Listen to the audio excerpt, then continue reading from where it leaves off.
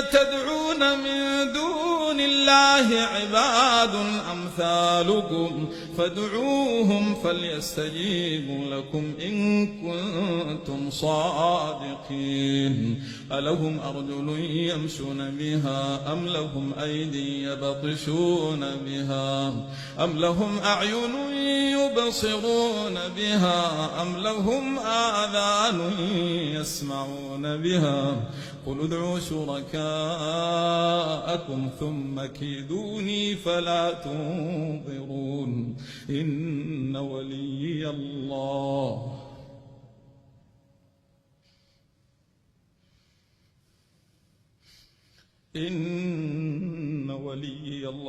الذي نزل الكتاب وهو يتولى الصالحين والذين تدعون من دونه لا يستطيعون نصركم ولا أنفسهم ينصرون وإن تدعوهم إلى الهدى لا يسمعون وتريهم ينظرون إليك وهم لا يبصرون خذ العفو وأمر بالعرف وأعرض عن الجاهلين وإما ينزغنك من الشيطان نزغ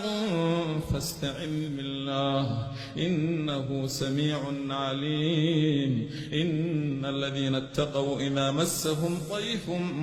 من الشيطان تذكروا فإذا هم مبصرون وإخوانهم يمدونهم في الغي ثم لا يقصرون وإذا لم تأتهم بآية